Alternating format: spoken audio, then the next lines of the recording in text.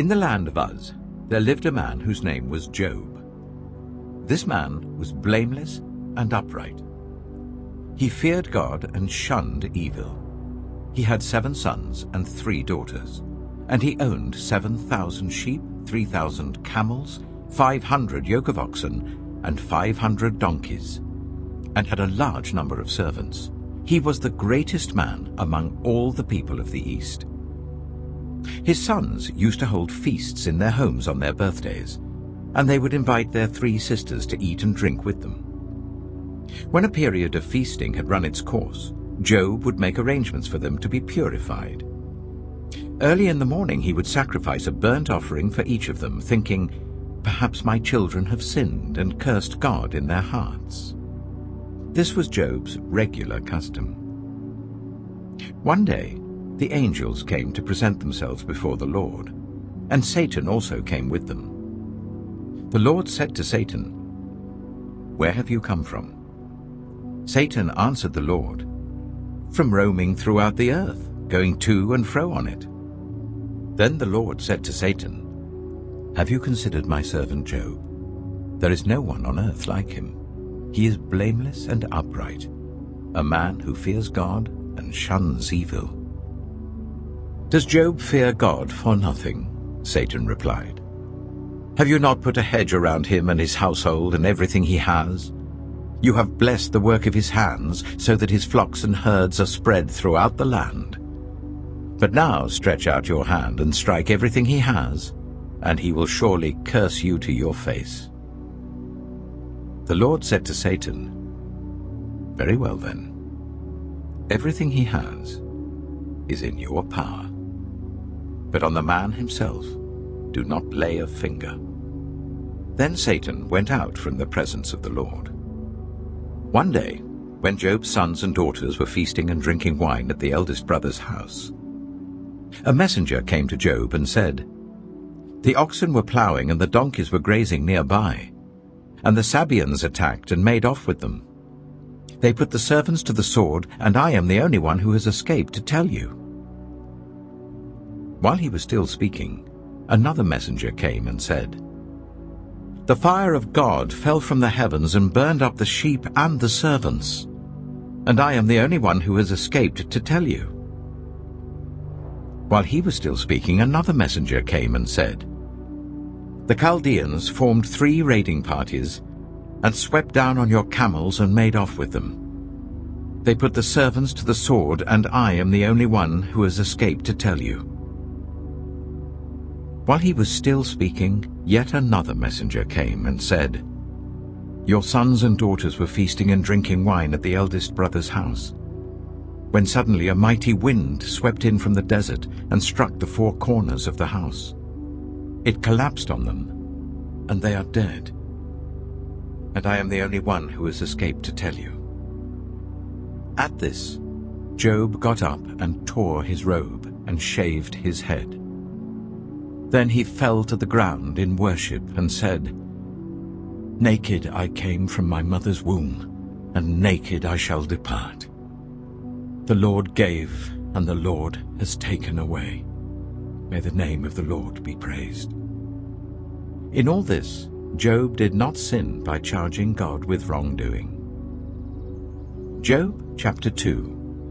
On another day the angels came to present themselves before the Lord, and Satan also came with them to present himself before him. And the Lord said to Satan, "Where have you come from?"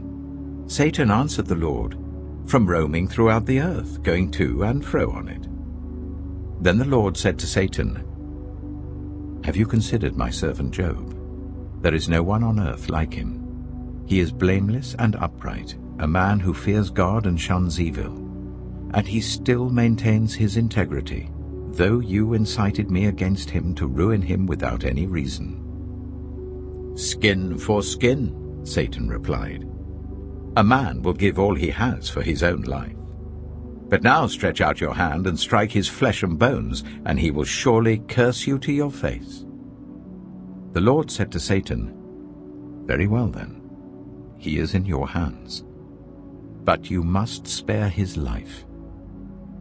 So Satan went out from the presence of the Lord and afflicted Job with painful sores from the soles of his feet to the crown of his head. Then Job took a piece of broken pottery and scraped himself with it as he sat among the ashes. His wife said to him, "Are you still maintaining your integrity? Curse God and die." He replied, "You are talking like a foolish woman. Shall we accept good from God and not trouble?" In all this, Job did not sin in what he said. When Job's 3 friends, Eliphaz the Temanite, Bildad the Shuhite, and Zophar the Naamathite, heard about all the troubles that had come upon him, they set out from their homes and met together by agreement to go and sympathize with him and comfort him. When they saw him from a distance, they could hardly recognize him. They began to weep aloud, and they tore their robes and sprinkled dust on their heads. Then they sat on the ground with him for 7 days and 7 nights. No one said a word to him, because they saw how great his suffering was. Job chapter 3. After this, Job opened his mouth and cursed the day of his birth. He said, "May the day of my birth perish, and the night that said a boy is conceived. That day, may it turn to darkness. May God above not care about it. May no light shine on it. May gloom and utter darkness claim it once more. May a cloud settle over it. May blackness overwhelm it. That night, may thick darkness seize it. May it not be included among the days of the year, nor be entered in any of the months. May that night be barren. May no shout of joy be heard in it. May those who curse days curse that day. Those who are ready to rouse Leviathan, may its morning stars become dark. May it wait for daylight in vain and not see the first rays of dawn. For it did not shut the doors of the womb on me, to hide trouble from my eyes. Why did I not perish at birth and die as I came from the womb? Why were there knees to receive me and breasts that I might be nursed? For now I would be lying down in peace. I would be asleep and at rest with kings and rulers of the earth who built for themselves places now lying in ruins, with princes who had gold, who filled their houses with silver. Or why was I not hidden away in the ground like a stillborn child, like an infant who never saw the light of day? There the wicked cease from turmoil, and there the weary are at rest. Captives also enjoy their ease. They no longer hear the slave drivers shout. The small and the great are there, and the slaves are freed from their owners. Why is light given to those in misery, and life to the bitter of soul, to those who long for death that does not come, who search for it more than for hidden treasure, who are filled with gladness and rejoice when they reach the grave? Why is life given to a man whose way is hidden, whom God has hedged in? For sighing has become my daily food, my groans pour out like water. What I feared has come upon me. What I dreaded has happened to me. I have no peace, no quietness. I have no rest, but only turmoil. Job chapter 4. Then Eliphaz the Temanite replied, "If someone ventures a word with you, will you be impatient? But who can keep from speaking? Think how you have instructed many, how you have strengthened feeble hands. Your words have supported those who stumbled, you have strengthened faltering knees. But now trouble comes to you, and you are discouraged. It strikes you, and you are dismayed. Should not your piety be your confidence, and your blameless ways your hope? Consider now, who being innocent has ever perished? Where were the upright ever destroyed? As I have observed, those who plough evil and those who sow trouble reap it.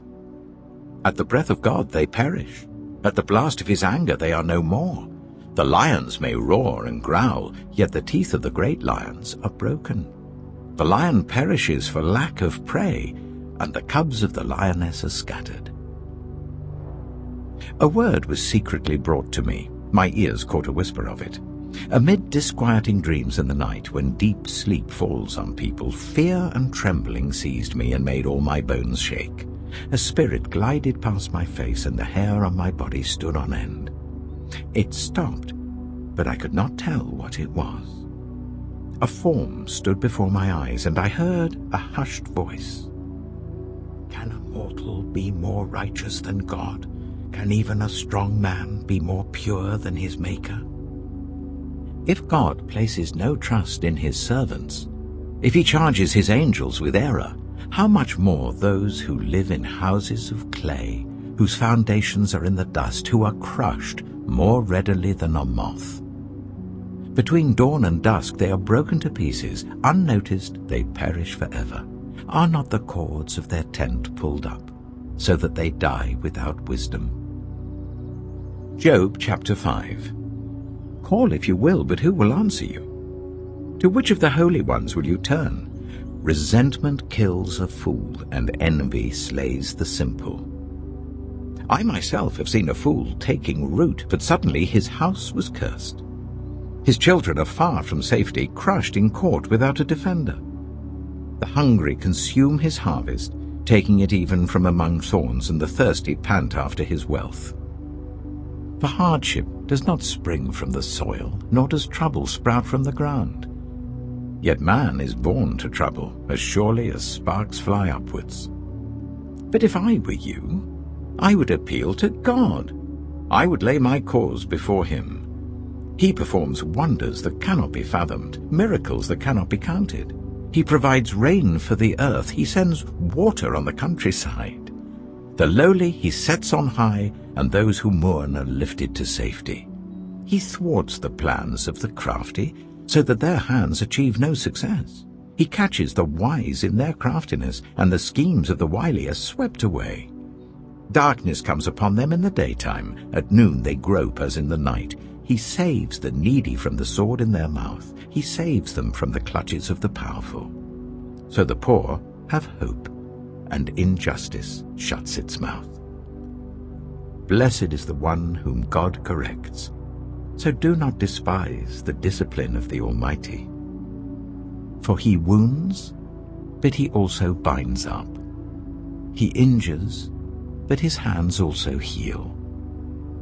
From 6 calamities he will rescue you, in 7 no harm will touch you.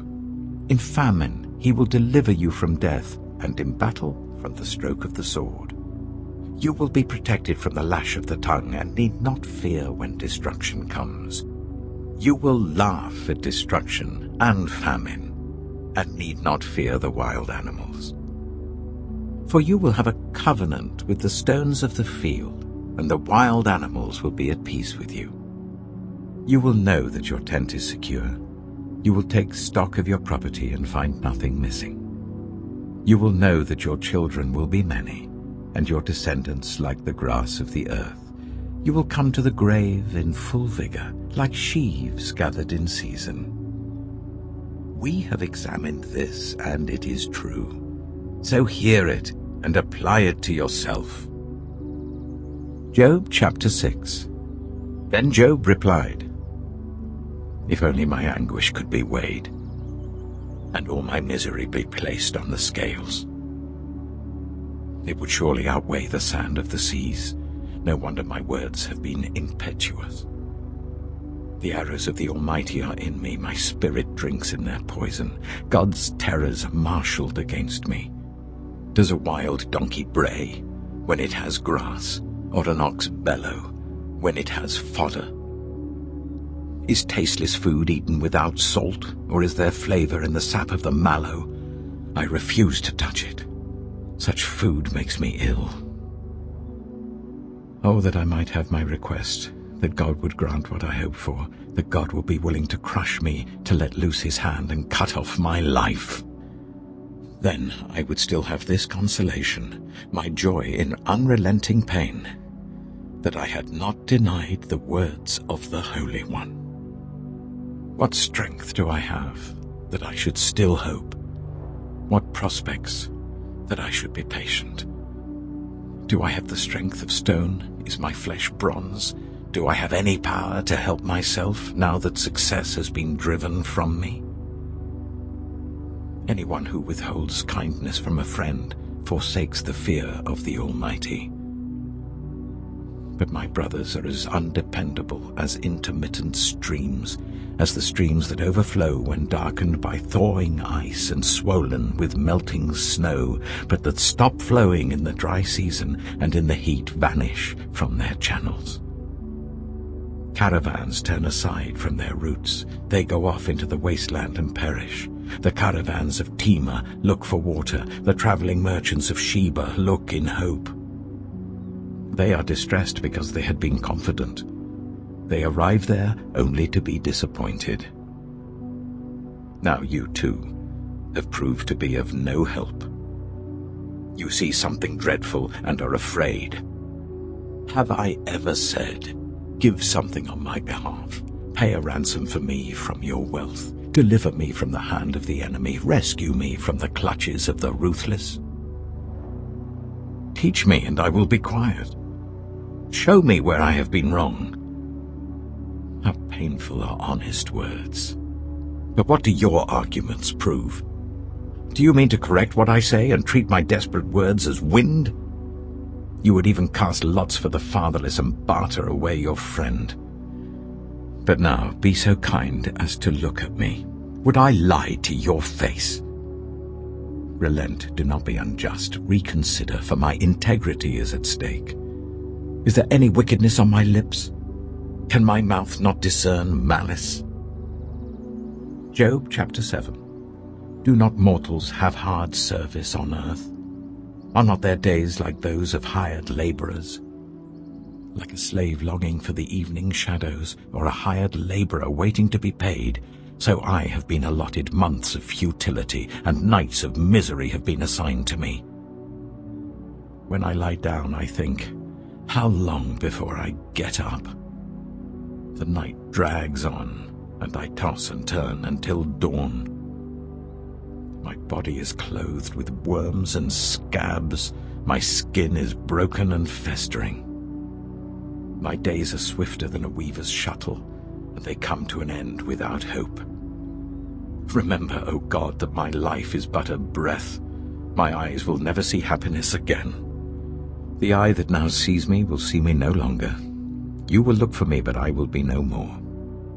As a cloud vanishes and is gone, so one who goes down to the grave does not return. He will never come to his house again. His place will know him no more. Therefore I will not keep silent. I will speak out in the anguish of my spirit. I will complain in the bitterness of my soul. Am I the sea, or the monster of the deep, that you put me under guard? When I think my bed will comfort me, and my couch will ease my complaint, even then you frighten me with dreams and terrify me with visions, so that I prefer strangling and death rather than this body of mine. I despise my life. I would not live forever. Let me alone. My days have no meaning. What is mankind that you make so much of them, that you give them so much attention, that you examine them every morning and test them every moment? Will you never look away from me, or let me alone even for an instant? If I have sinned, what have I done to you? You who see everything we do. Why have you made me your target? Have I become a burden to you? Why do you not pardon my offenses and forgive my sins? For I shall soon lie down in the dust. You will search for me, but I shall be no more. Job chapter 8. Then Bildad the Shuhite replied, How long will you say such things? Your words are a blustering wind. Does God pervert justice? Does the Almighty pervert what is right? When your children sinned against him, he gave them over to the penalty of their sin. But if you will seek God earnestly and plead with the Almighty, if you are pure and upright even now, He will rouse himself on your behalf and restore you to your prosperous state. Your beginnings will seem humble, so prosperous will your future be. Ask the former generations and find out what their ancestors learned. For we were born only yesterday and know nothing, and our days on earth are but a shadow. Will they not instruct you and tell you? Will they not bring forth words from their understanding? Can papyrus grow tall where there is no marsh? Can reeds thrive without water? While still growing and uncut, they wither more quickly than grass. Such is the destiny of all who forget God. So perishes the hope of the godless. What they trust in is fragile. What they rely on is a spider's web. They lean on the web, but it gives way. They cling to it, but it does not hold. They are like a well-watered plant in the sunshine, spreading its shoots over the garden. It entwines its roots round a pile of rocks and looks for a place among the stones. But when it is torn from its spot, that place disowns it and says, "I never saw you." Surely its life withers away, and from the soil other plants grow. Surely God does not reject one who is blameless, or strengthen the hands of evildoers. He will yet fill your mouth with laughter and your lips with shouts of joy. Your enemies will be clothed in shame, and the tents of the wicked will be no more. Job chapter 9. Then Job replied, "Indeed, I know that this is true. But how can mere mortals prove their innocence before God? Though they wished to dispute with him, they could not answer him one sin 1,000 times. His wisdom is profound, his power is vast. Who has resisted him and come out unscathed? He moves mountains without their knowing it and overturns them in his anger. He shakes the earth from its place and makes its pillars tremble. He speaks to the sun, and it does not shine. He seals off the light of the stars. He alone stretches out the heavens and treads on the waves of the sea. He is the maker of the Bear and Orion, the Pleiades and the constellations of the south. He performs wonders that cannot be fathomed, miracles that cannot be counted. When he passes me, I cannot see him. When he goes by, I cannot perceive him. If he snatches away, who can stop him? Who can say to him, "What are you doing?" God does not restrain his anger. Even the cohorts of Rahab cowered at his feet. How then can I dispute with him? How can I find words to argue with him? Though I were innocent, I could not answer him. I could only plead with my judge for mercy. Even if I summoned him and he responded, I do not believe he would give me a hearing. He would crush me with a storm and multiply my wounds for no reason. He would not let me catch my breath, but would overwhelm me with misery. If it is a matter of strength, he is mighty. And if it is a matter of justice, who can challenge him? Even if I were innocent, my mouth would condemn me. If I were blameless, it would pronounce me guilty. Although I am blameless, I have no concern for myself. I despise my own life. It is all the same. That is why I say, he destroys both the blameless and the wicked. When a scourge brings sudden death, he mocks the despair of the innocent. When a land falls into the hands of the wicked, he blindfolds its judges. If it is not he, then who is it? My days are swifter than a runner. They fly away without a glimpse of joy. They skim past like boats of papyrus, like eagles swooping down on their prey. If I say, I will forget my complaint, I will change my expression and smile, I still dread all my sufferings, for I know you will not hold me innocent. Since I am already found guilty, why should I struggle in vain? Even if I washed myself with soap and my hands with cleansing powder, you would plunge me into a slime pit so that even my clothes would detest me. He is not a mere mortal like me, that I might answer him, that we might confront each other in court. If only there was someone to mediate between us, someone to bring us together, someone to remove God's rod from me, so that his terror would frighten me no more. Then I would speak up without fear of him. But as it now stands with me, I cannot. Job chapter 10. I loathe my very life. Therefore I will give free rein to my complaint and speak out in the bitterness of my soul. I say to God, do not declare me guilty, but tell me what charges you have against me. Does it please you to oppress me, to spurn the work of your hands, while you smile on the plans of the wicked? Do you have eyes of flesh? Do you see as a mortal sees? Are your days like those of a mortal, or your years like those of a strong man, that you must search out my faults and probe after my sin? Though you know that I am not guilty, and that no one can rescue me from your hand. Your hands shaped me and made me. Will you now turn and destroy me? Remember that you molded me like clay. Will you now turn me to dust again? Did you not pour me out like milk and curdle me like cheese, clothe me with skin and flesh, and knit me together with bones and sinews? You gave me life and showed me kindness, and in your providence watched over my spirit. But this is what you concealed in your heart, and I know that this was in your mind. If I sinned, you would be watching me, and would not let my offense go unpunished. If I am guilty, woe to me. Even if I am innocent, I cannot lift up my head, for I am full of shame and drowned in my affliction. If I hold my head high, you stalk me like a lion, and again display your awesome power against me. You bring new witnesses against me, and increase your anger towards me. Your forces come against me, wave upon wave. Why then did you bring me out of the womb?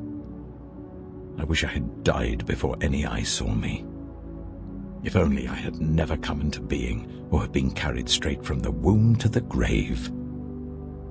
Are not my few days almost over? Turn away from me so that I can have a moment's joy before I go to the place of no return, to the land of gloom and utter darkness, to the land of deepest night, of utter darkness and disorder, where even the light is like darkness. Job chapter 11. Then Zophar the Naamathite replied, Are all these words to go unanswered? Is this talker to be vindicated? Will your idle talk reduce others to silence? Will no one rebuke you when you mock? You say to God, My beliefs are flawless, and I am pure in your sight.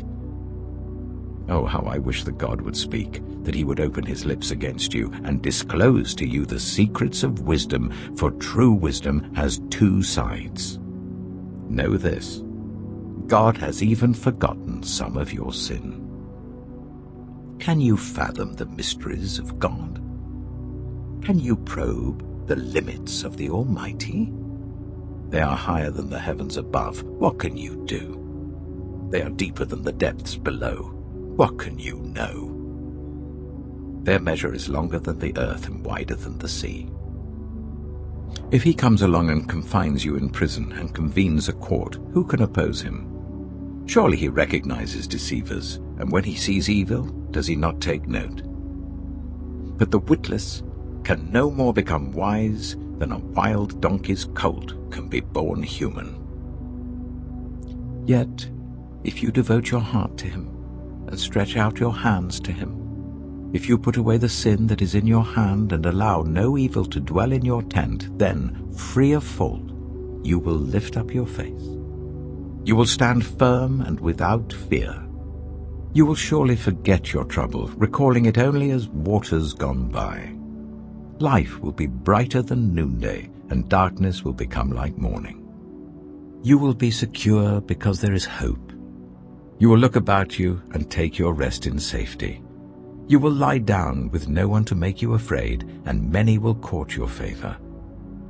But the eyes of the wicked will fail, and escape will elude them. Their hope will become a dying gasp. Job chapter 12. Then Job replied, "Doubtless you are the only people who matter, and wisdom will die with you. But I have a mind as well as you. I'm not inferior to you. Who does not know all these things? I have become a laughingstock to my friends, though I called on God, and he answered, a mere laughingstock, though righteous and blameless. Those who are at ease have contempt for misfortune, as the fate of those whose feet are slipping. The tents of marauders are undisturbed, and those who provoke God are secure, those whom God has in his hand. But ask the animals, and they will teach you, or the birds in the sky, and they will tell you. Or speak to the earth, and it will teach you, or let the fish in the sea inform you. Which of all these does not know that the hand of the Lord has done this? In his hand is the life of every creature and the breath of all mankind. Does not the ear test words as the tongue tastes food?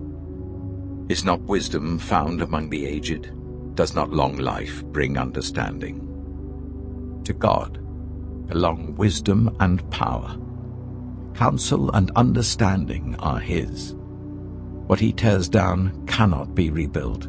Those he imprisons cannot be released. If he holds back the waters, there is drought. If he lets them loose, they devastate the land. To him belongs strength and insight. Both deceived and deceiver are his. He leads rulers away, stripped, and makes fools of judges. He takes off the shackles put on by kings and ties a loincloth around their waist. He leads priests away, stripped, and overthrows officials long established. He silences the lips of trusted advisers and takes away the discernment of elders. He pours contempt on nobles and disarms the mighty. He reveals the deep things of darkness and brings utter darkness into the light. He makes nations great and destroys them. He enlarges nations and disperses them. He deprives the leaders of the earth of their reason. He makes them wander in a trackless waste. They grope in darkness with no light. He makes them stagger like drunkards. Job chapter 13. My eyes have seen all this. My ears have heard and understood it. What you know, I also know. I'm not inferior to you. But I desire to speak to the Almighty and to argue my case with God. You, however, smear me with lies. You are worthless physicians, all of you. If only you would be altogether silent. For you, that would be wisdom. Hear now my argument. Listen to the pleas of my lips. Will you speak wickedly on God's behalf?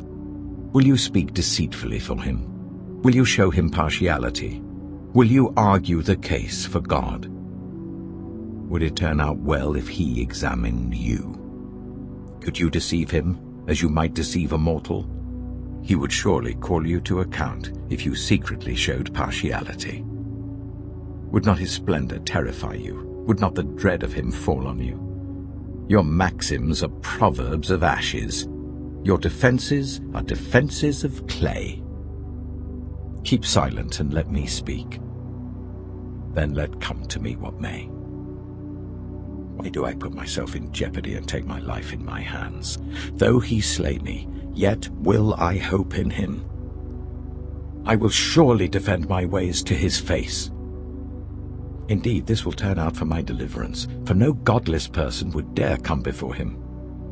Listen carefully to what I say. Let my words ring in your ears. Now that I have prepared my case, I know I will be vindicated.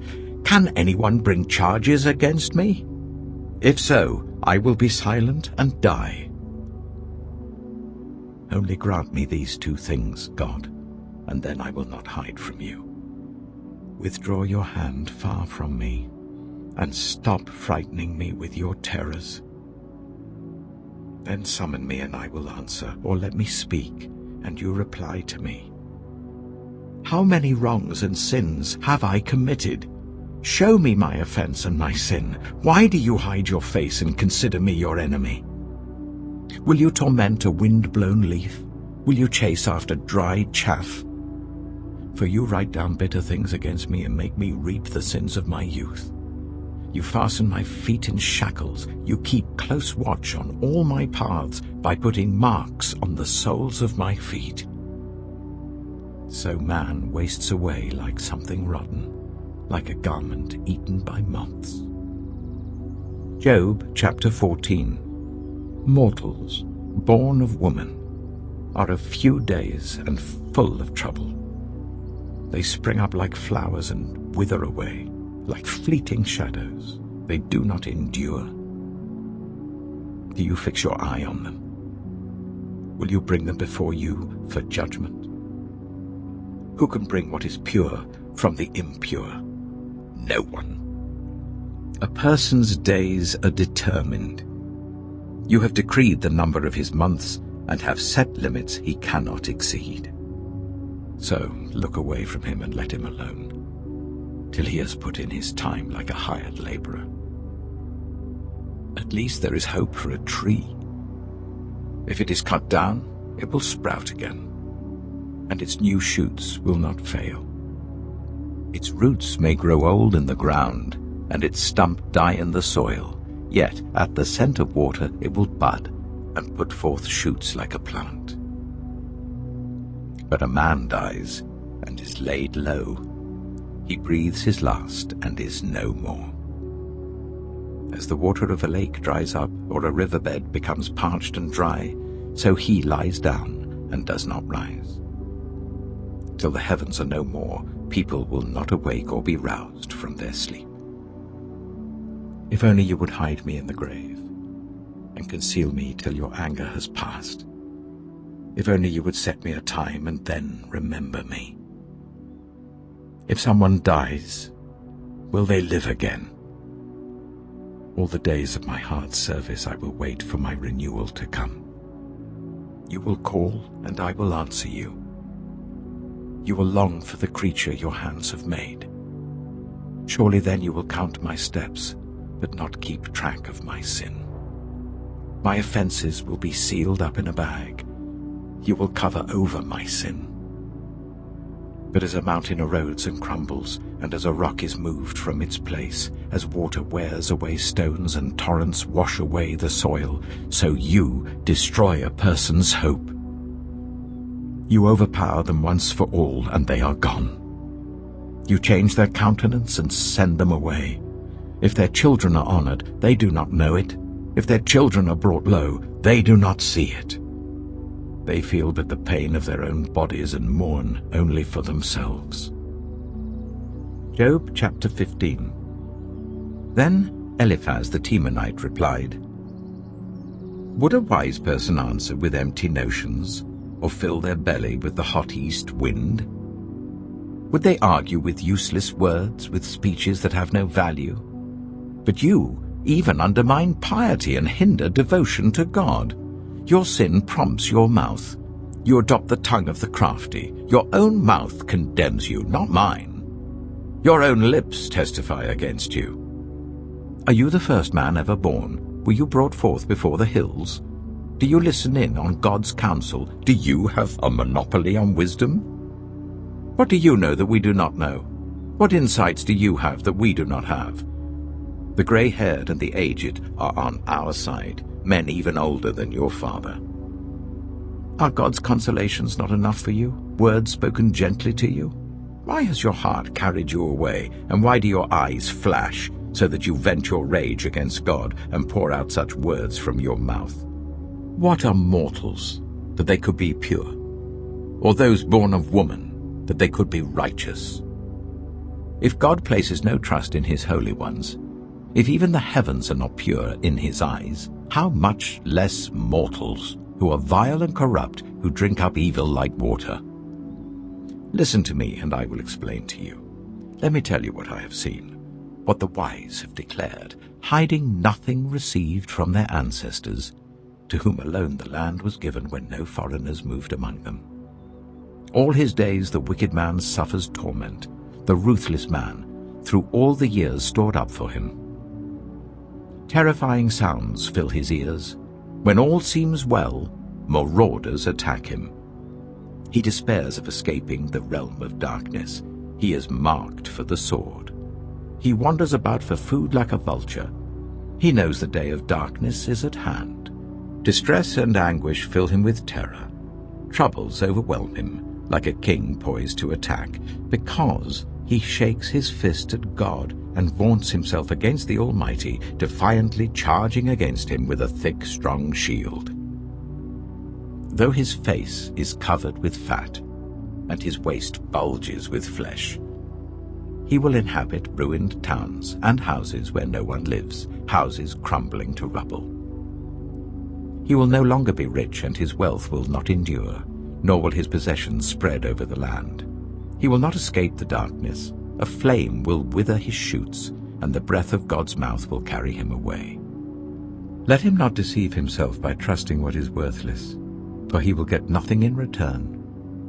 Before his time he will wither, and his branches will not flourish. He will be like a vine stripped of its unripe grapes, like an olive tree shedding its blossoms.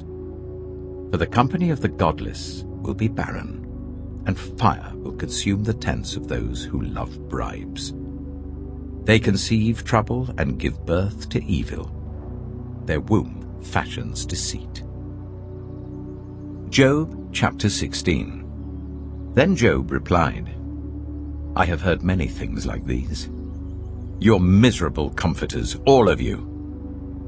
Will your long-winded speeches never end? What ails you that you keep on arguing? I also could speak like you if you were in my place. I could make fine speeches against you and shake my head at you. But my mouth would encourage you. Comfort from my lips would bring you relief. Yet if I speak, my pain is not relieved, and if I refrain, it does not go away. Surely, God, you have worn me out. You have devastated my entire household. You have shriveled me up, and it has become a witness. My gauntness rises up and testifies against me. God assails me and tears me in his anger and gnashes his teeth at me.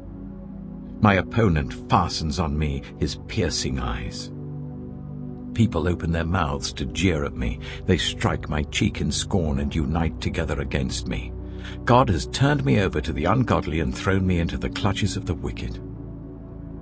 All was well with me, but he shattered me. He seized me by the neck and crushed me. He has made me his target. His archers surround me. Without pity, he pierces my kidneys and spills my gall on the ground. Again and again he bursts upon me. He rushes at me like a warrior. I have sewed sackcloth over my skin and buried my brow in the dust. My face is red with weeping. Dark shadows ring my eyes. Yet my hands have been free of violence, and my prayer is pure. Earth, do not cover my blood. May my cry never be laid to rest. Even now my witness is in heaven. My advocate is on high. My intercessor is my friend, as my eyes pour out tears to God. On behalf of a man, he pleads with God as one pleads for a friend. Only a few years will pass before I take the path of no return. Job chapter 17. My spirit is broken, my days are cut short, the grave awaits me. Surely mockers surround me. My eyes must dwell on their hostility. Give me, O God, the pledge you demand. Who else will put up security for me? You have closed their minds to understanding, therefore you will not let them triumph. If anyone denounces their friends for reward, the eyes of their children will fail. God has made me a byword to everyone, a man in whose face people spit. My eyes have grown dim with grief. My whole frame is but a shadow. The upright are appalled at this. The innocent are aroused against the ungodly. Nevertheless, the righteous will hold to their ways, and those with clean hands will grow stronger. But come on, all of you. Try again. I will not find a wise man among you. My days have passed, my plans are shattered. Yet the desires of my heart turn night into day. In the face of the darkness, light is near. If the only home I hope for is the grave, if I spread out my bed in the realm of darkness, if I say to corruption, "You are my father," and to the worm, "My mother," or "My sister," where then is my hope? Who can see any hope for me? Will it go down to the gates of death? Will we descend together into the dust? Job chapter 18. Then Bildad the Shuhite replied, "When will you end these speeches? Be sensible, and then we can talk. Why are we regarded as cattle and considered stupid in your sight, you who tear yourself to pieces in your anger? Is the earth to be abandoned for your sake, or must the rocks be moved from their place? The lamp of a wicked man is snuffed out, the flame of his fire stops burning. The light in his tent becomes dark, the lamp beside him goes out.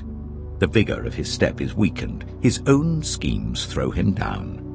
His feet thrust him into a net. He wanders into its mesh. A trap seizes him by the heel, a snare holds him fast. A noose is hidden for him on the ground, a trap lies in his path. Terrors startle him on every side and dog his every step. Calamity is hungry for him. Disaster is ready for him when he falls. It eats away parts of his skin. Death's firstborn devours his limbs. He is torn from the security of his tent and marched off to the king of terrors. Fire resides in his tent. Burning sulfur is scattered over his dwelling. His roots dry up below, and his branches wither above. The memory of him perishes from the earth. He has no name in the land. He is driven from light into the realm of darkness and is banished from the world.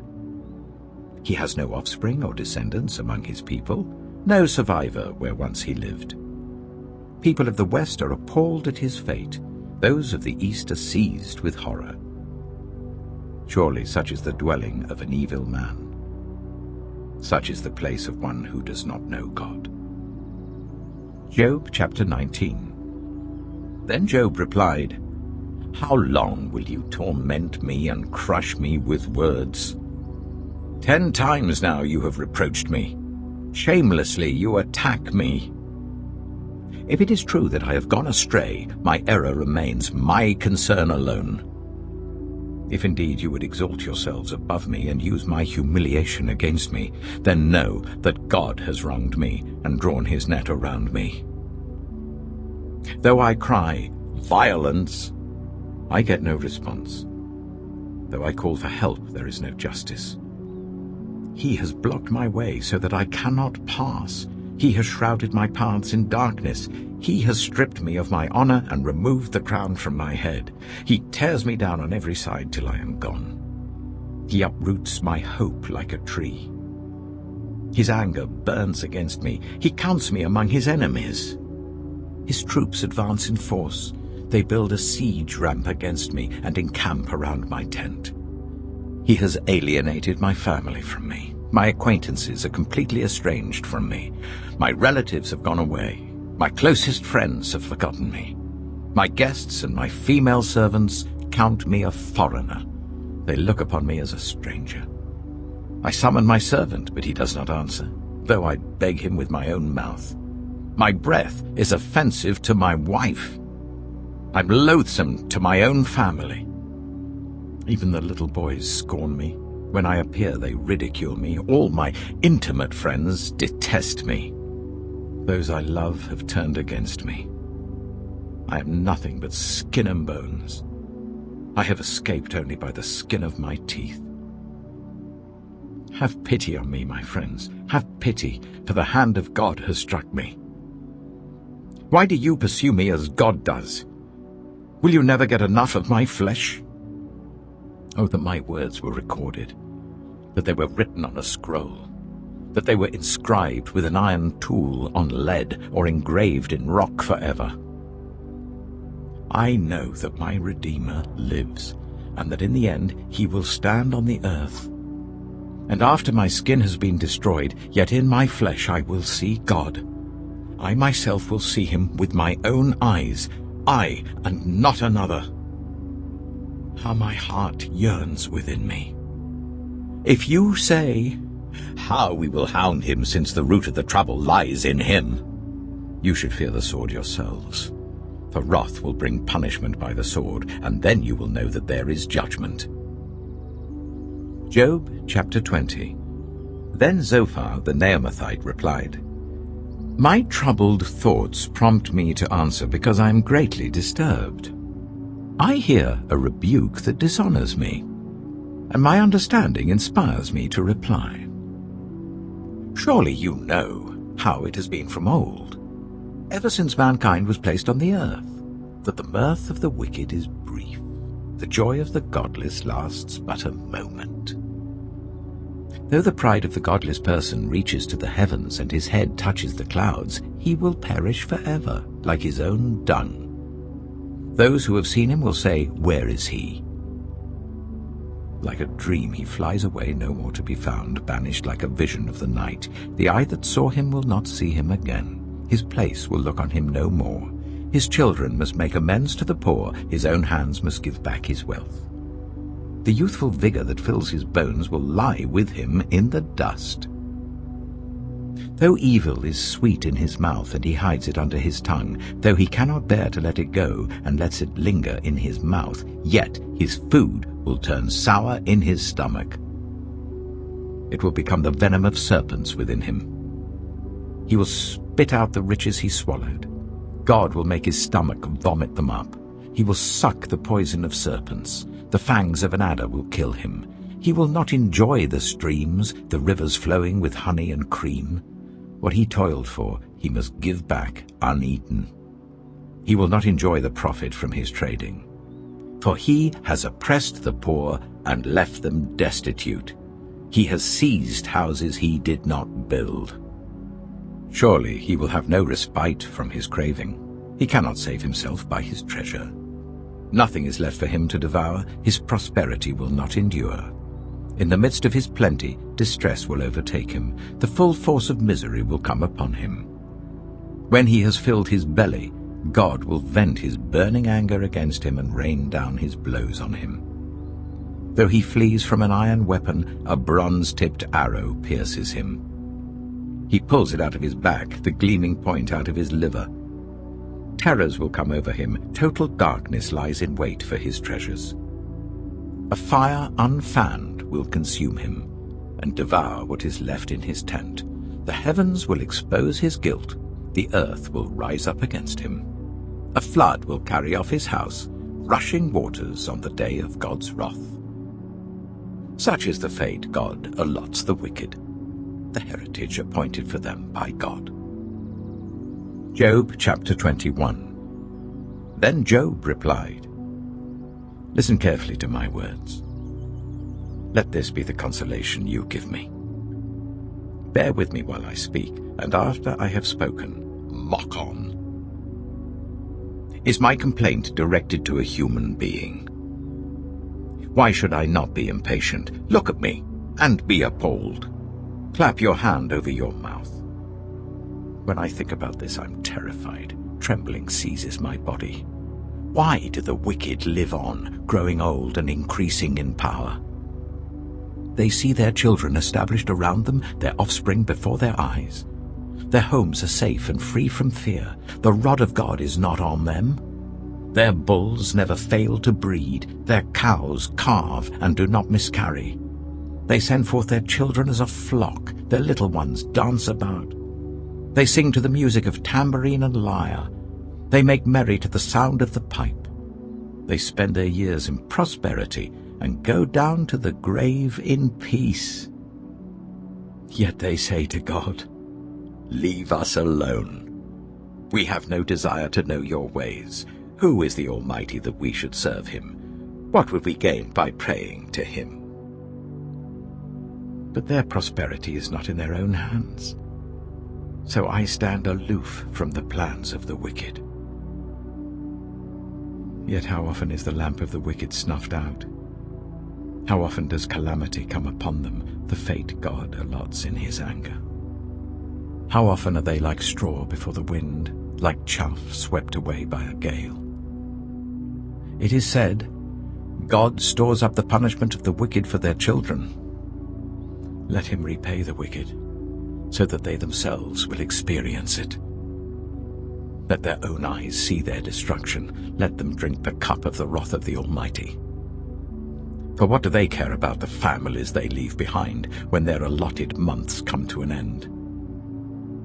Can anyone teach knowledge to God, since he judges even the highest? One person dies in full vigor, completely secure and at ease, well-nourished in body, bones rich with marrow. Another dies in bitterness of soul, never having enjoyed anything good. Side by side, they lie in the dust, and worms cover them both. I know full well what you're thinking, the schemes by which you would wrong me. You say, where now is the house of the great, the tents where the wicked lived? Have you never questioned those who travel? Have you paid no regard to their accounts? That the wicked are spared from the day of calamity, that they are delivered from the day of wrath? Who denounces their conduct to their face? Who repays them for what they have done? They are carried to the grave, and watch is kept over their tombs. The soil in the valley is sweet to them. Everyone follows after them, and a countless throng goes before them. So how can you console me with your nonsense? Nothing is left of your answers but falsehood. Job chapter 22. Then Eliphaz the Temanite replied, Can a man be of benefit to God? Can even a wise person benefit him? What pleasure would it give the Almighty if you were righteous? What would he gain if your ways were blameless? Is it for your piety that he rebukes you and brings charges against you? Is not your wickedness great? Are not your sins endless? You demanded security from your relatives for no reason. You stripped people of their clothing, leaving them naked. You gave no water to the weary, and you withheld food from the hungry, though you were a powerful man owning land, an honored man living on it. And you sent widows away empty-handed and broke the strength of the fatherless. That is why snares are all around you, why sudden peril terrifies you, why it is so dark that you cannot see, and why a flood of water covers you. Is not God in the heights of heaven? And see how lofty are the highest stars. Yet you say, what does God know? Does he judge through such darkness? Thick clouds veil him, so he does not see us as he goes about in the vaulted heavens. Will you keep to the old path that the wicked have trod? They were carried off before their time, their foundations washed away by a flood. They said to God, Leave us alone. What can the Almighty do to us? Yet it was he who filled their houses with good things. So I stand aloof from the plans of the wicked. The righteous see their ruin and rejoice. The innocent mock them, saying, Surely our foes are destroyed, and fire devours their wealth. Submit to God, and be at peace with him. In this way prosperity will come to you. Accept instruction from his mouth, and lay up his words in your heart. If you return to the Almighty, you will be restored. If you remove wickedness far from your tent, and assign your nuggets to the dust, your gold of Ophir to the rocks in the ravines, then the Almighty will be your gold, the choicest silver for you. Surely then you will find delight in the Almighty, and will lift up your face to God. You will pray to him, and he will hear you, and you will fulfill your vows. What you decide on will be done, and light will shine on your ways. When people are brought low, and you say, Lift them up, then he will save the downcast. He will deliver even one who is not innocent, who will be delivered through the clear cleanness of your hands. Job chapter 23. Then Job replied, Even today my complaint is bitter. His hand is heavy in spite of my groaning. If only I knew where to find him, if only I could go to his dwelling, I would state my case before him and fill my mouth with arguments. I would find out what he would answer me and consider what he would say to me. Would he vigorously oppose me with great power? No. He would not press charges against me. There the upright can establish their innocence before him, and there I would be delivered forever from my judge. But if I go to the east, he is not there. If I go to the west, I do not find him.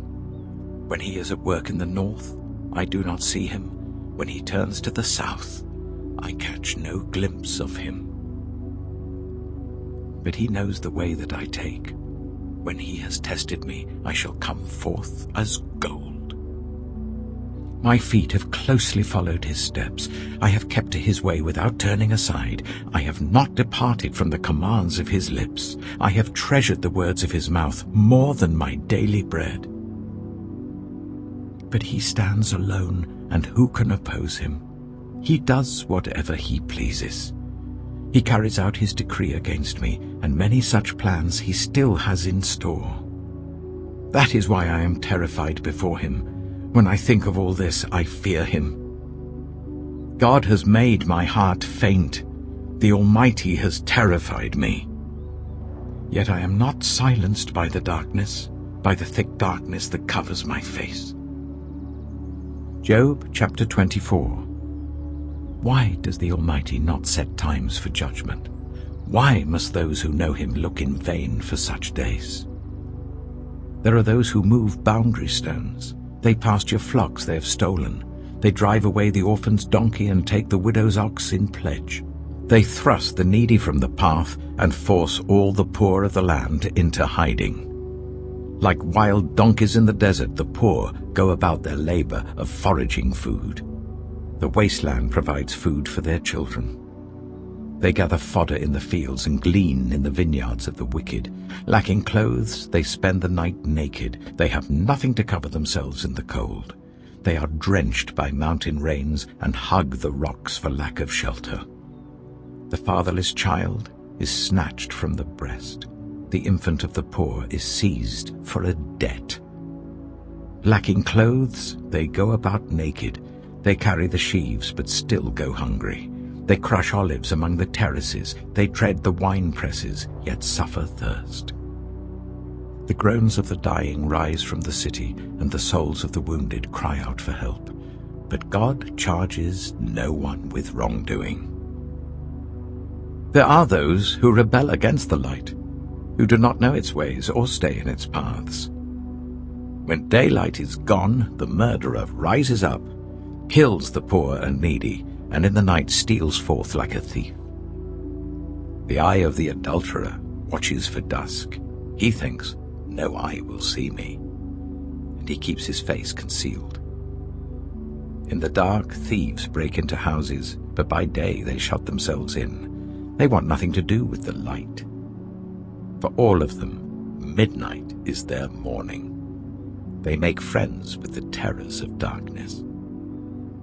Yet they are foam on the surface of the water. Their portion of the land is cursed, so that no one goes to the vineyards. As heat and drought snatch away the melted snow, so the grave snatches away those who have sinned. The womb forgets them, the worm feasts on them. The wicked are no longer remembered, but are broken like a tree. They prey on the barren and childless woman, and to the widow they show no kindness. But God drags away the mighty by his power. Though they become established, they have no assurance of life. He may let them rest in a feeling of security, but his eyes are on their ways. For a little while they are exalted, and then they are gone. They are brought low and gathered up like all others. They are cut off like ears of corn. If this is not so, who can prove me false and reduce my words to nothing? Job chapter 25. Then Bildad the Shuhite replied, Dominion and awe belong to God.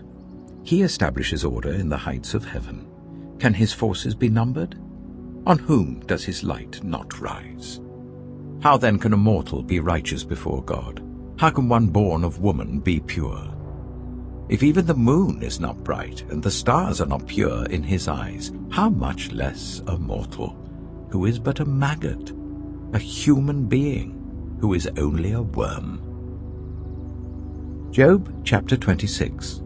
Then Job replied, How you have helped the powerless, how you have saved the arm that is feeble, what advice you have offered to one without wisdom, and what great insight you have displayed.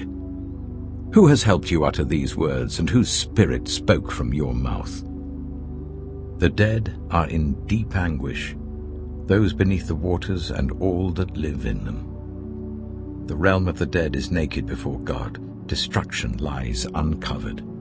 He spreads out the northern skies over empty space, he suspends the earth over nothing. He wraps up the waters in his clouds, yet the clouds do not burst under their weight. He covers the face of the full moon, spreading his clouds over it. He marks out the horizon on the face of the waters for a boundary between light and darkness. The pillars of the heavens quake, aghast at his rebuke. By his power he churned up the sea, by his wisdom he cut Rahab to pieces. By his breath the skies became fair, his hand pierced the gliding serpent. And these are but the outer fringe of his works. How faint the whisper we hear of him. Who then can understand the thunder of his power? Job chapter 27. And Job continued his discourse. As surely as God lives, who has denied me justice, the Almighty who has made my life bitter. As long as I have life within me, the breath of God in my nostrils, my lips will not say anything wicked, and my tongue will not utter lies. I will never admit you are in the right. Till I die, I will not deny my integrity. I will maintain my innocence and never let go of it. My conscience will not reproach me as long as I live. May my enemy be like the wicked, my adversary like the unjust.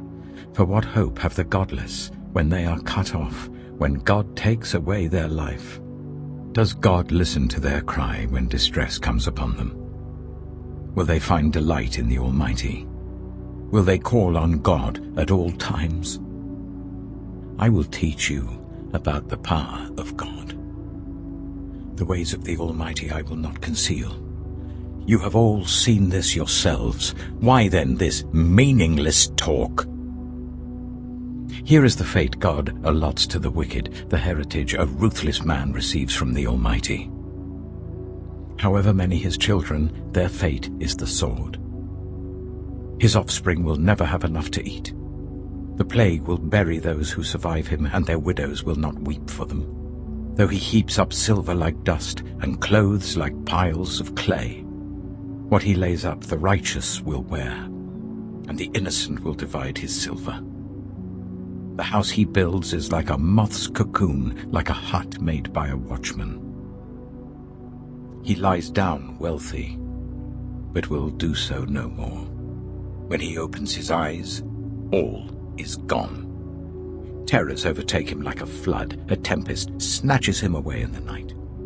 The east wind carries him off, and he is gone. It sweeps him out of his place. It hurls itself against him without mercy as he flees headlong from its power. It claps its hands in derision and hisses him out of his place. Job chapter 28. There is a mine for silver, and a place where gold is refined. Iron is taken from the earth, and copper is smelted from ore. Mortals put an end to the darkness. They search out the farthest recesses for ore in the blackest darkness. Far from human dwellings they cut a shaft in places untouched by human feet. Far from other people they dangle and sway. The earth from which food comes is transformed below as by fire.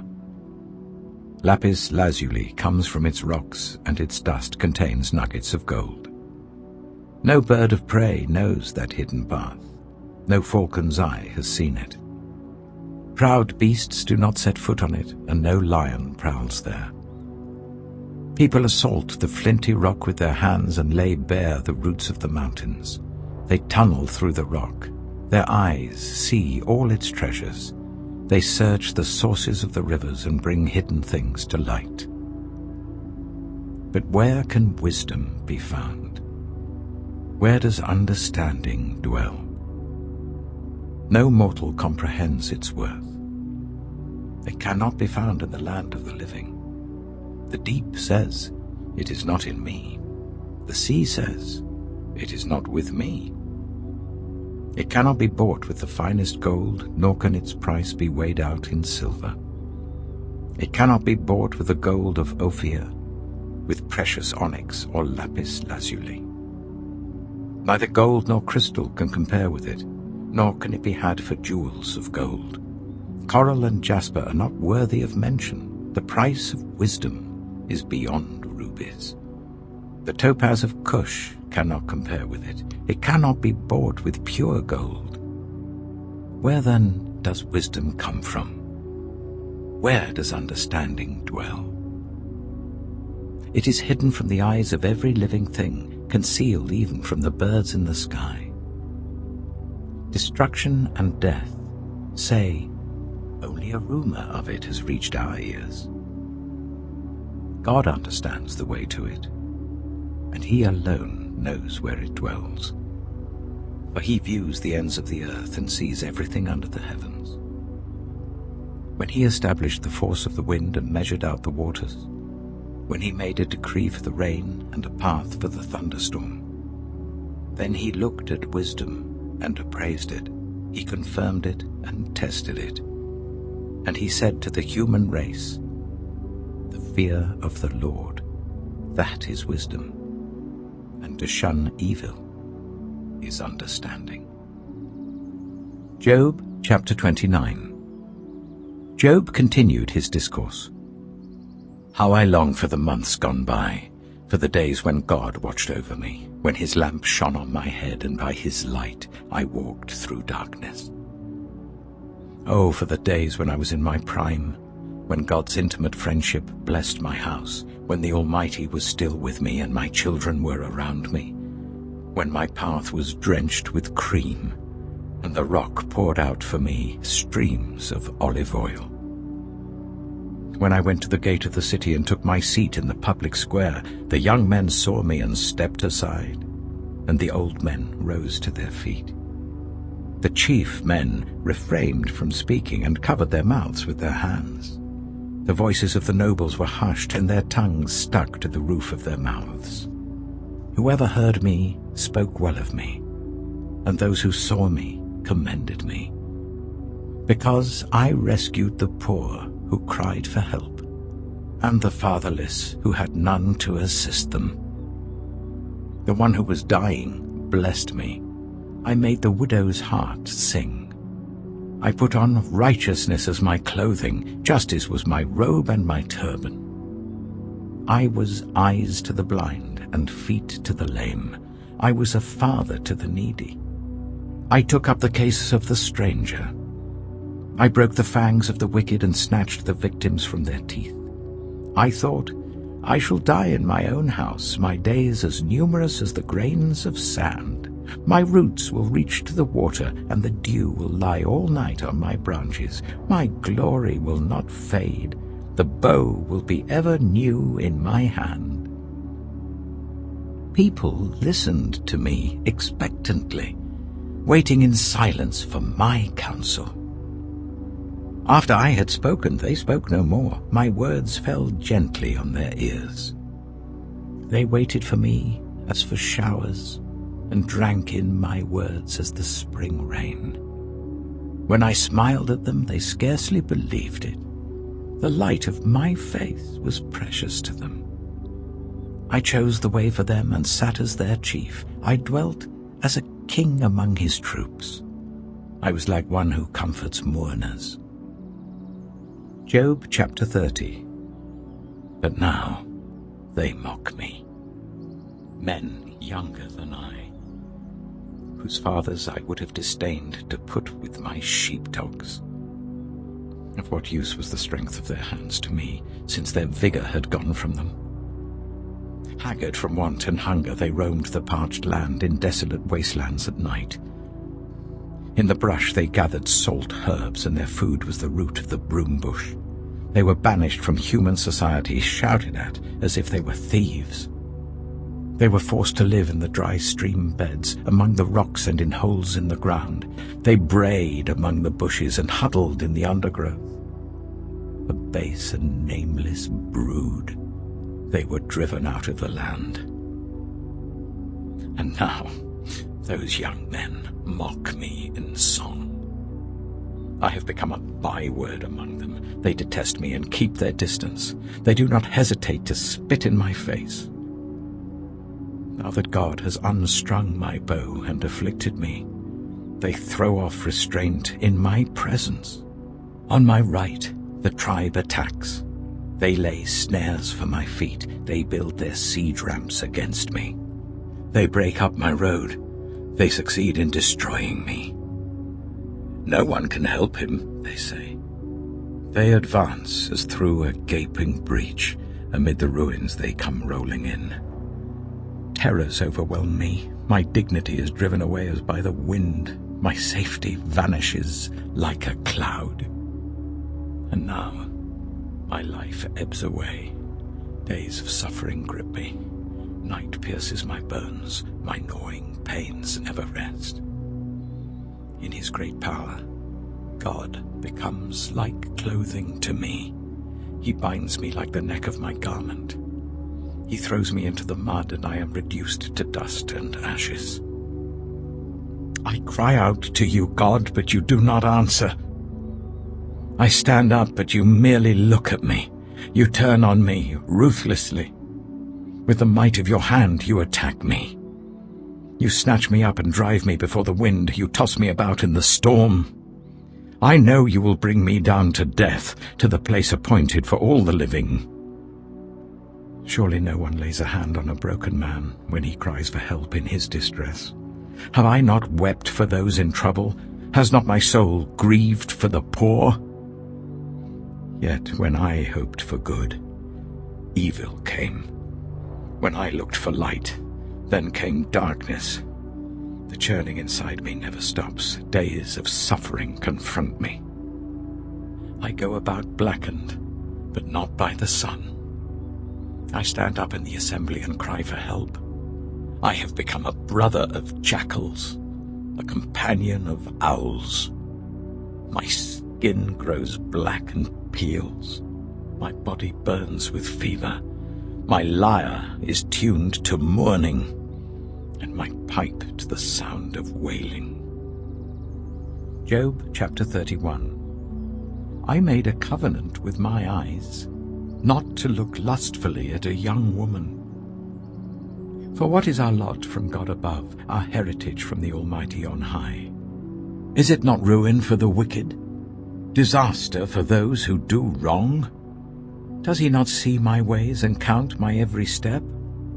If I have walked with falsehood, or my foot has hurried after deceit, let God weigh me in honest scales, and he will know that I am blameless.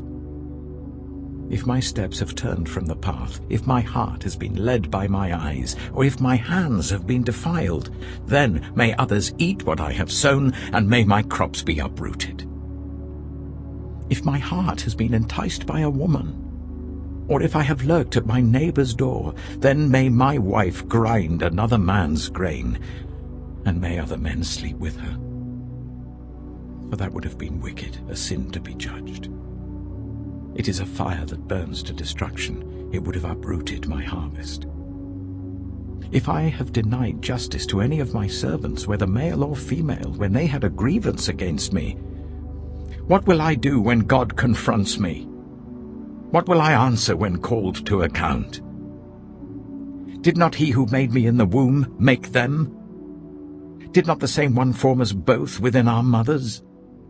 If I have denied the desires of the poor, or let the eyes of the widow grow weary, if I have kept my bread to myself, not sharing it with the fatherless, but from my youth I reared them as a father would, and from my birth I guided the widow, if I have seen anyone perishing for lack of clothing, or the needy without garments, and their hearts did not bless me for warming them with the fleece from my sheep, if I have raised my hand against the fatherless, knowing that I had influence in court, then let my arm fall from the shoulder, let it be broken off at the joint. For I dreaded destruction from God, and for fear of his splendor I could not do such things. If I have put my trust in gold, or said to pure gold, you are my security, if I have rejoiced over my great wealth, the fortune my hands had gained, if I have regarded the sun in its radiance, of the moon moving in splendor, so that my heart was secretly enticed and my hand offered them a kiss of homage, then these also would be sins to be judged, for I would have been unfaithful to God on high. If I have rejoiced at my enemy's misfortune, or gloated over the trouble that came to him, I have not allowed my mouth to sin by invoking a curse against their life. If those of my household have never said, who has not been filled with Job's meat? But no stranger had to spend the night in the street, for my door was always open to the traveler. If I have concealed my sin, as people do, by hiding my guilt in my heart, because I so feared the crowd and so dreaded the contempt of the clans, that I kept silent and would not go outside. Oh, that I had someone to hear me! I sign now my defense. Let the Almighty answer me. Let my accuser put his indictment in writing. Surely I would wear it on my shoulder. I would put it on like a crown. I would give him an account of my every step. I would present it to him as to a ruler. If my land cries out against me, and all its furrows are wet with tears, if I have devoured its yield without payment, or broken the spirit of its tenants, then let briars come up instead of wheat, and stinkweed instead of barley. The words of Job are ended. Job chapter 32. So these three men stopped answering Job, because he was righteous in his own eyes. But Elihu, son of Barachel, the Buzite of the family of Ram, became very angry with Job for justifying himself rather than God. He was also angry with the three friends because they had found no way to refute Job, and yet had condemned him. Now Elihu had waited before speaking to Job because they were older than he. But when he saw that the three men had nothing more to say, his anger was aroused. So Elihu, son of Barachel the Buzite, said, I am young in years, and you are old. That is why I was fearful, not daring to tell you what I know. I thought age should speak, advanced years should teach wisdom. But it is the spirit in a person, the breath of the Almighty, that gives them understanding. It is not only the old who are wise, not only the aged who understand what is right. Therefore I say, listen to me. I too will tell you what I know. I waited while you spoke, I listened to your reasoning. While you were searching for words, I gave you my full attention. But not one of you has proved Job wrong. None of you has answered his arguments. Do not say, we have found wisdom. Let God, not a man, refute him. But Job has not marshaled his words against me, and I will not answer him with your arguments. They are dismayed and have no more to say. Words have failed them. Must I wait, now that they are silent, now that they stand there with no reply? I too will have my say. I too will tell what I know. For I am full of words, and the spirit within me compels me. Inside I'm like bottled-up wine, like new wineskins ready to burst. I must speak and find relief. I must open my lips and reply. I will show no partiality, nor will I flatter anyone. For if I were skilled in flattery, my Maker would soon take me away. Job chapter 33. But now, Job, listen to my words. Pay attention to everything I say. I am about to open my mouth. My words are on the tip of my tongue. My words come from an upright heart. My lips sincerely speak what I know. The Spirit of God has made me. The breath of the Almighty gives me life. Answer me then, if you can. Stand up and argue your case before me. I am the same as you, in God's sight. I too am a piece of clay. No fear of me should alarm you, nor should my hand be heavy on you. But you have said in my hearing, I heard the very words, I am pure, I have done no wrong. I am clean and free from sin, yet God has found fault with me. He considers me his enemy. He fastens my feet in shackles. He keeps close watch on all my paths. But I tell you, in this you are not right. For God is greater than any mortal. Why do you complain to him that he responds to no one's words? For God does speak, now one way, now another, though no one perceives it. In a dream, in a vision of the night, when deep sleep falls on people as they slumber in their beds, he may speak in their ears and terrify them with warnings, to turn them from wrongdoing and keep them from pride, to preserve them from the pit, their lives from perishing by the sword. Or someone may be chastened on a bed of pain, with constant distress in their bones, so that their body finds food repulsive and their soul loathes the choicest meal. Their flesh wastes away to nothing, and their bones, once hidden, now stick out. They draw near to the pit, and their life to the messengers of death. Yet if there is an angel at their side, a messenger, 1 out of 1,000, sent to tell them how to be upright, and he is gracious to that person and says to God, spare them from going down to the pit. I have found a ransom for them. Let their flesh be renewed like a child's. Let them be restored as in the days of their youth.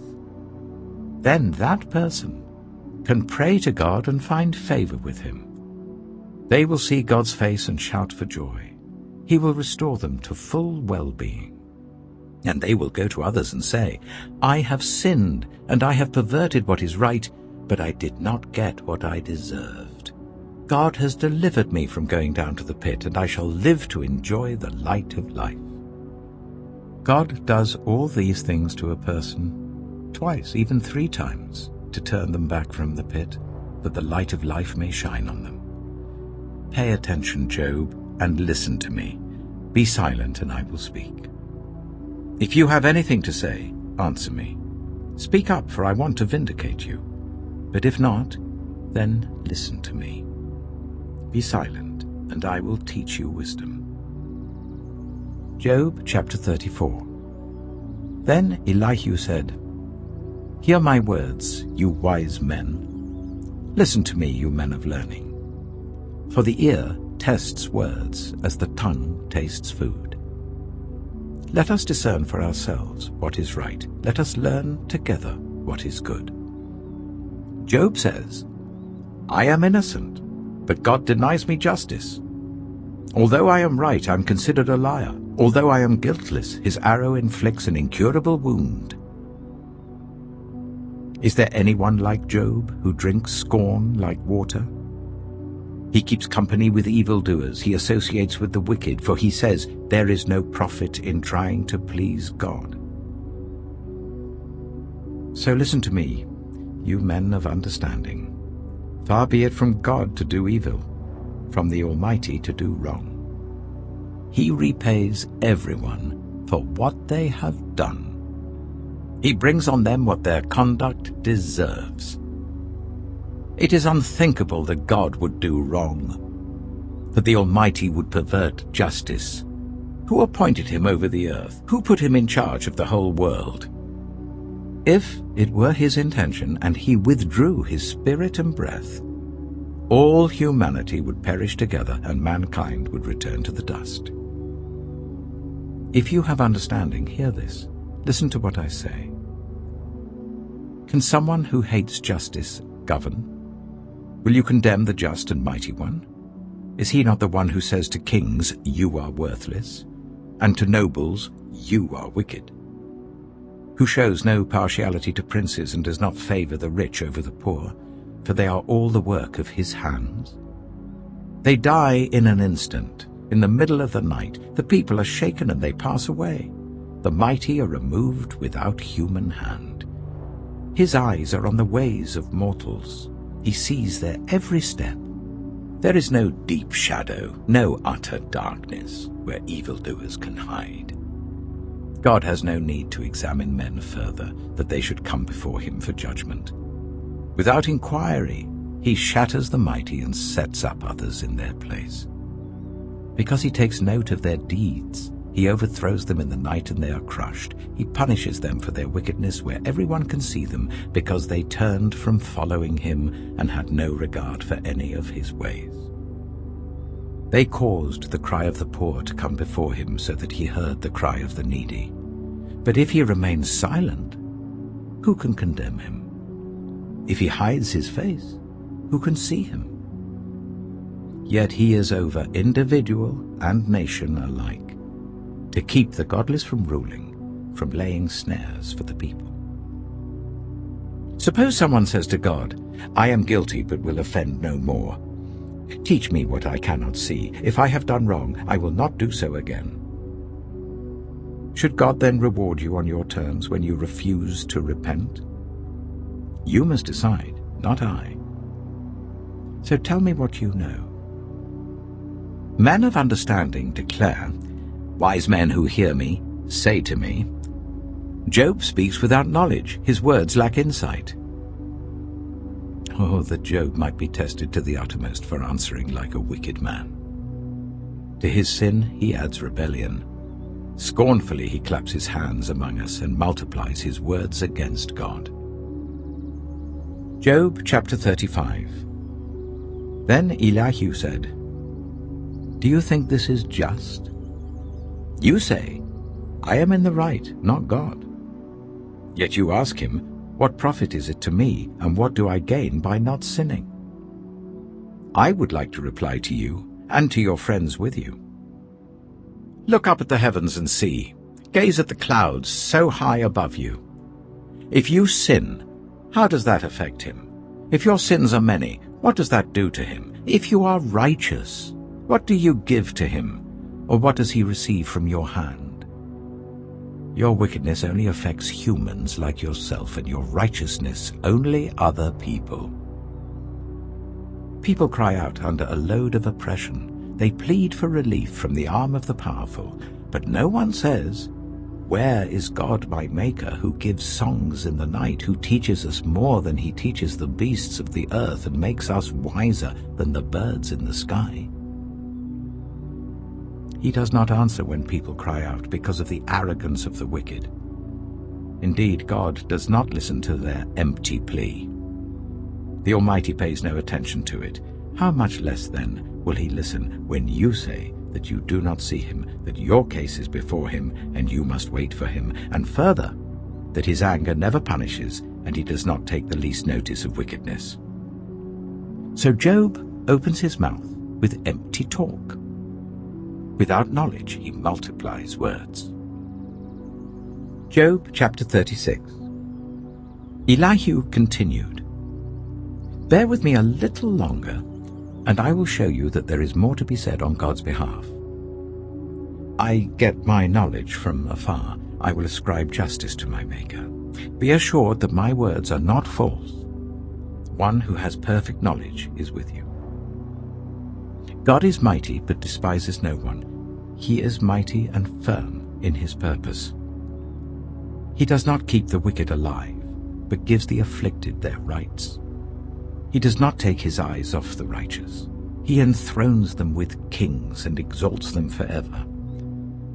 But if people are bound in chains, held fast by cords of affliction, he tells them what they have done, that they have sinned arrogantly. He makes them listen to correction and commands them to repent of their evil. If they obey and serve him, they will spend the rest of their days in prosperity and their years in contentment. But if they do not listen, they will perish by the sword and die without knowledge. The godless in heart harbor resentment. Even when he fetters them, they do not cry for help.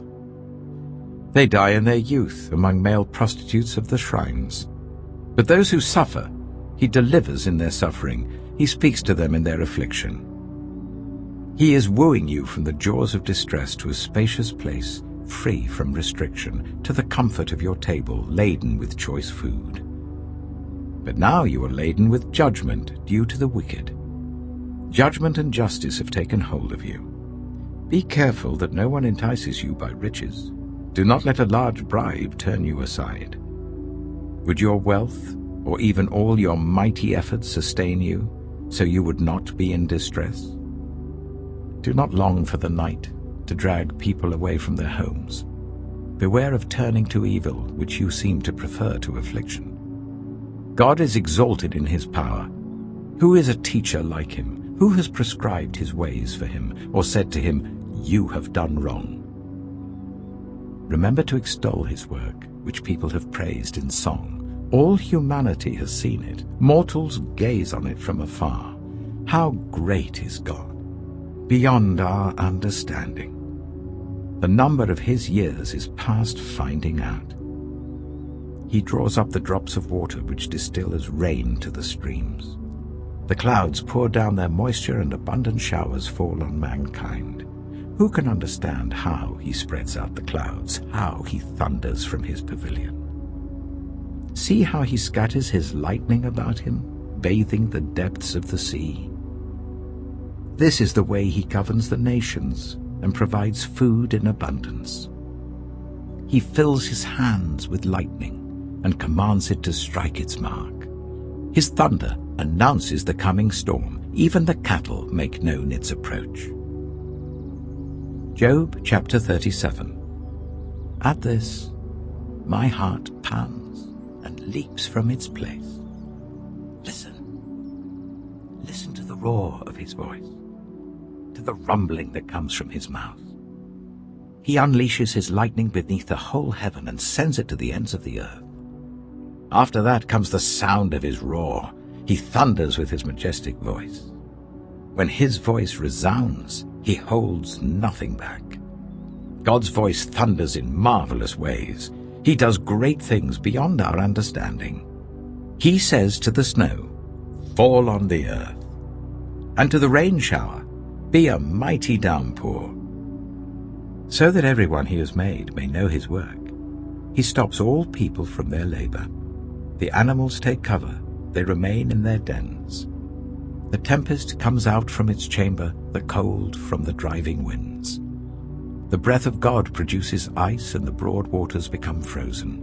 He loads the clouds with moisture. He scatters his lightning through them. At his direction, they swirl around over the face of the whole earth to do whatever he commands them. He brings the clouds to punish people, or to water his earth and show his love. Listen to this, Job. Stop and consider God's wonders.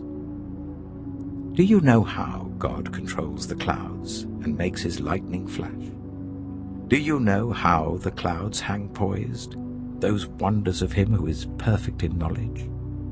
You who swelter in your clothes when the land lies hushed under the south wind, can you join him in spreading out the skies, hard as a mirror of cast bronze? Tell us what we should say to him. We cannot draw up our case because of our darkness. Should he be told that I want to speak? Would anyone ask to be swallowed up? Now no one can look at the sun, bright as it is in the skies, after the wind has swept them clean. Out of the north he comes in golden splendor. God comes in awesome majesty. The Almighty is beyond our reach and exalted in power. In his justice and great righteousness he does not oppress. Therefore people revere him. For does he not have regard for all the wise in heart? Job chapter 38. Then the Lord spoke to Job out of the storm. He said, "Who is this that obscures my plans with words without knowledge? Brace yourself like a man. I will question you, and you shall answer me. Where were you when I laid the earth's foundation? Tell me if you understand. Who marked off its dimensions? Surely you know. Who stretched a measuring line across it? On what were its footings set?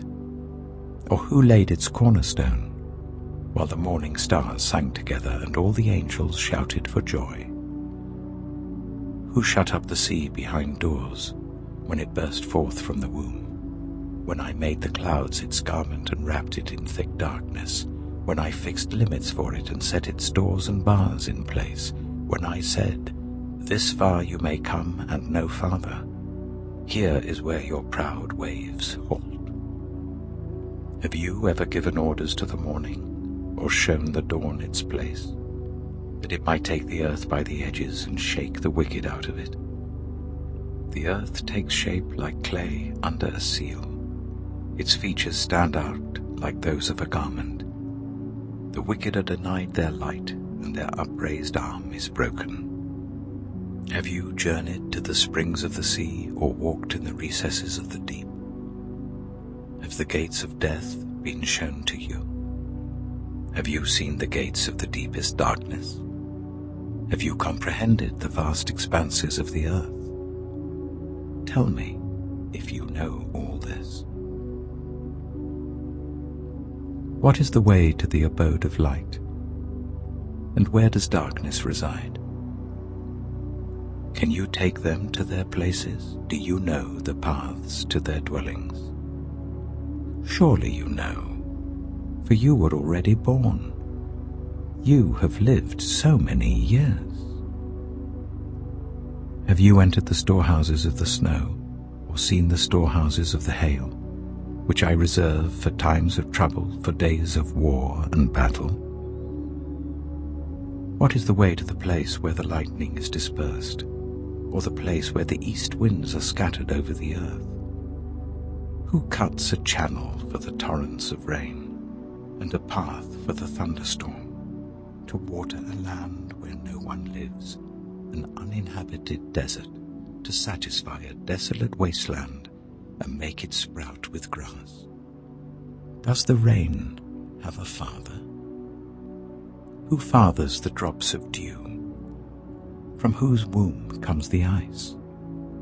Who gives birth to the frost from the heavens, when the waters become hard as stone, when the surface of the deep is frozen?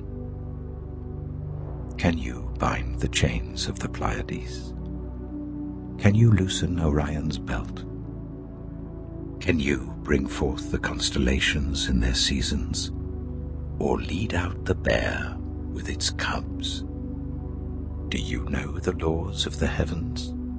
Can you set up God's dominion over the earth? Can you raise your voice to the clouds and cover yourself with a flood of water? Do you send the lightning bolts on their way? Do they report to you, "Here we are"? Who gives the ibis wisdom, or gives the cockerel understanding? Who has the wisdom to count the clouds? Who can tip over the water jars of the heavens when the dust becomes hard and the clods of earth stick together? Do you hunt the prey for the lioness, and satisfy the hunger of the lions when they crouch in their dens or lie in wait in a thicket? Who provides food for the raven when its young cry out to God and wander about for lack of food? Job chapter 39. Do you know when the mountain goats give birth? Do you watch when the doe bears her fawn? Do you count the months till they bear? Do you know the time they give birth? They crouch down and bring forth their young. Their labor pains are ended. Their young thrive and grow strong in the wilds. They leave and do not return. Who let the wild donkey go free? Who untied its ropes? I gave it the wasteland as its home, the salt flats as its habitat. It laughs at the commotion in the town. It does not hear a driver's shout. It ranges the hills for its pasture, and searches for any green thing. Will the wild ox consent to serve you? Will it stay by your manger at night? Can you hold it to the furrow with a harness? Will it till the valleys behind you? Will you rely on it for its great strength? Will you leave your heavy work to it? Can you trust it to haul in your grain and bring it to your threshing floor? The wings of the ostrich flap joyfully, though they cannot compare with the wings and feathers of the stork. She lays her eggs on the ground and lets them warm in the sand, unmindful that a foot may crush them, that some wild animal may trample them. She treats her young harshly, as if they were not hers. She cares not that her labor was in vain, for God did not endow her with wisdom, or give her a share of good sense. Yet when she spreads her feathers to run, she laughs at horse and rider. Do you give the horse its strength, or clothe its neck with a flowing mane? Do you make it leap like a locust, striking terror with its proud snorting? It paws fiercely, rejoicing in its strength, and charges into the fray. It laughs at fear, afraid of nothing. It does not shy away from the sword. The quiver rattles against its side, along with the flashing spear and lance. In frenzied excitement, it eats up the ground. It cannot stand still when the trumpet sounds. At the blast of the trumpet it snorts, aha! It catches the scent of battle from afar, the shout of commanders and the battle cry. Does the hawk take flight by your wisdom and spread its wings towards the south? Does the eagle soar at your command and build its nest on high? It dwells on a cliff and stays there at night. A rocky crag is its stronghold. From there it looks for food. Its eyes detect it from afar. Its young ones feast on blood, and where the slain are, there it is. Job chapter 40. The Lord said to Job, "Will the one who contends with the Almighty correct him? Let him who accuses God answer him." Then Job answered the Lord, "I am unworthy. How can I reply to you? I put my hand over my mouth. I spoke once, but I have no answer. Twice, but I will say no more." Then the Lord spoke to Job out of the storm. "Brace yourself like a man. I will question you, and you shall answer me. Would you discredit my justice? Would you condemn me to justify yourself? Do you have an arm like God's, and can your voice thunder like his? Then adorn yourself with glory and splendor, and clothe yourself in honor and majesty. Unleash the fury of your wrath. Look at all who are proud and bring them low. Look at all who are proud and humble them. Crush the wicked where they stand. Bury them all in the dust together. Shroud their faces in the grave. Then I myself will admit to you that your own right hand can save you. Look at Behemoth, which I made along with you, and which feeds on grass like an ox. What strength it has in its loins, what power in the muscles of its belly. Its tail sways like a cedar, the sinews of its thighs are close knit. Its bones are tubes of bronze, its limbs like rods of iron. It ranks first among the works of God, yet its maker can approach it with his sword. The hills bring it their produce, and all the wild animals play nearby. Under the lotus plant it lies, hidden among the reeds in the marsh. The lotuses conceal it in their shadow, the poplars by the streams surround it. A raging river does not alarm it. It is secure, though the Jordan should surge against its mouth. Can anyone capture it by the eyes? or trap it and pierce its nose? Job chapter 41. Can you pull in Leviathan with a fishhook, or tie down its tongue with a rope? Can you put a cord through its nose, or pierce its jaw with a hook? Will it keep begging you for mercy? Will it speak to you with gentle words? Will it make an agreement with you for you to take it as your slave for life? Can you make a pet of it like a bird, or put it on a leash for the young women in your house? Will traders barter for it? Will they divide it up among the merchants? Can you fill its hide with harpoons, or its head with fishing spears?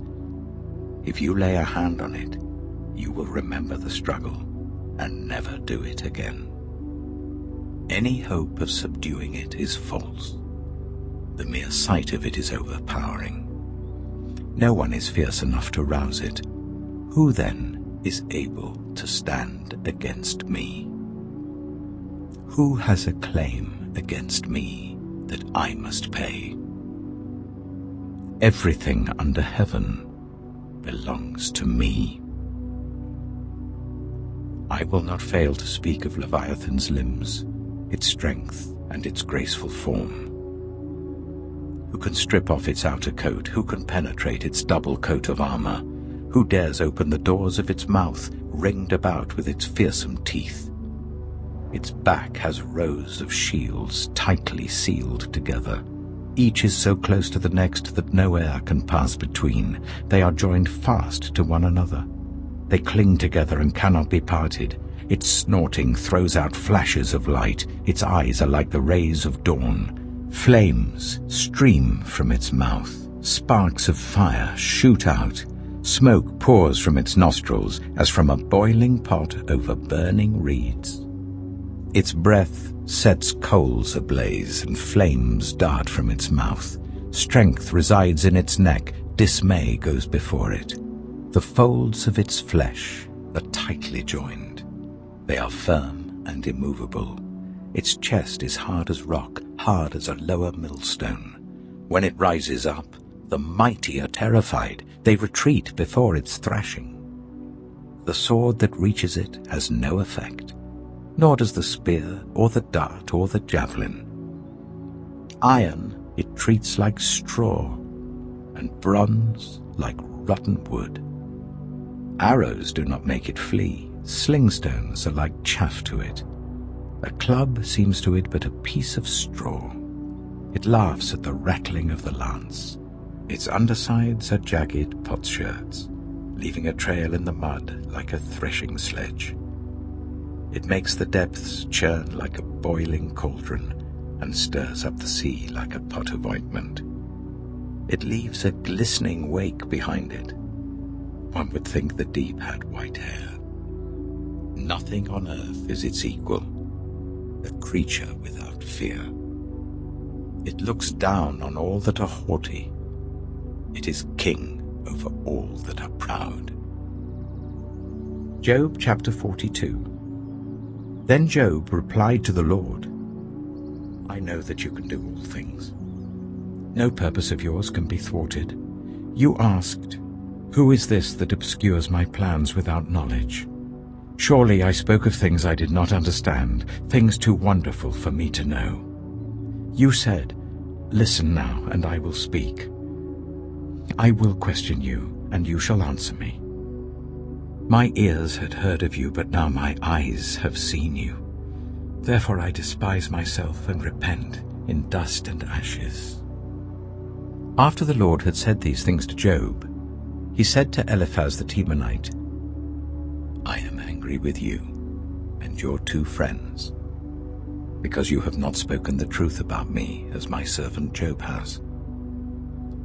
So now take 7 bulls and 7 rams, and go to my servant Job and sacrifice a burnt offering for yourselves. My servant Job will pray for you, and I will accept his prayer, and not deal with you according to your folly. You have not spoken the truth about me, as my servant Job has. So Eliphaz the Temanite, Bildad the Shuhite, and Zophar the Naamathite did what the Lord told them. and the Lord accepted Job's prayer. After Job had prayed for his friends, the Lord restored his fortunes and gave him twice as much as he had before. All his brothers and sisters, and everyone who had known him before, came and ate with him in his house. They comforted and consoled him over all the trouble the Lord had brought on him, and each one gave him a piece of silver and a gold ring. The Lord blessed the latter part of Job's life more than the former part. He had 14,000 sheep, 6,000 camels, 1,000 yoke of oxen, and 1,000 donkeys. And he also had 7 sons and 3 daughters. The first daughter he named Jemimah, the second Keziah, and the third Karen-Happuch. Nowhere in all the land were there found women as beautiful as Job's daughters, and their father granted them an inheritance along with their brothers. After this, Job lived 140 years. He saw his children and their children to the 4th generation. And so Job died, an old man and full of years.